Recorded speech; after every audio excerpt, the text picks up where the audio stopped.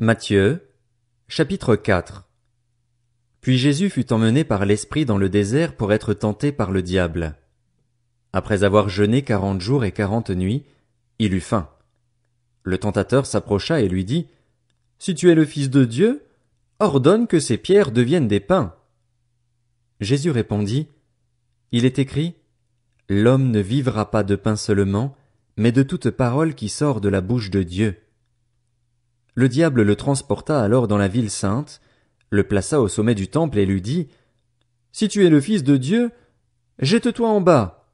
En effet, il est écrit, il donnera des ordres à ses anges à ton sujet et ils te porteront sur les mains, de peur que ton pied ne heurte une pierre. » Jésus lui dit, « Il est aussi écrit, tu ne provoqueras pas le Seigneur, ton Dieu. » Le diable le transporta encore sur une montagne très élevée, lui montra tous les royaumes du monde et leur gloire et lui dit, « Je te donnerai tout cela, si tu te prosternes pour m'adorer. » Jésus lui dit alors, « Retire-toi, Satan.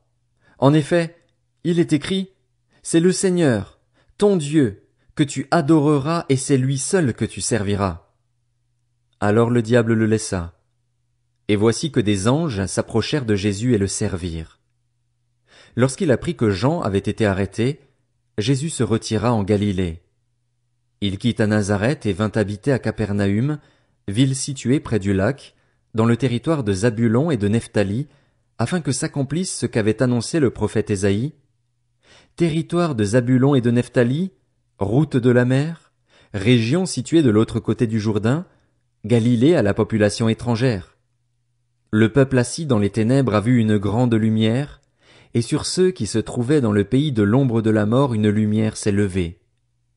Dès ce moment, Jésus commença à prêcher et à dire, « Changez d'attitude, car le royaume des cieux est proche. » Comme il marchait le long du lac de Galilée, il vit deux frères, Simon, appelé Pierre, et son frère André, qui jetaient un filet dans le lac. C'étaient en effet des pêcheurs. Il leur dit, « Suivez-moi et je ferai de vous des pêcheurs d'hommes. » Aussitôt, ils laissèrent les filets et le suivirent. Il alla plus loin et vit deux autres frères, Jacques, fils de Zébédée, et son frère Jean, qui étaient dans une barque avec leur père Zébédée et qui réparaient leurs filets. Il les appela, et aussitôt ils laissèrent la barque et leur père et le suivirent. Jésus parcourait toute la Galilée. Il enseignait dans les synagogues, proclamait la bonne nouvelle du royaume et guérissait toute maladie et toute infirmité parmi le peuple.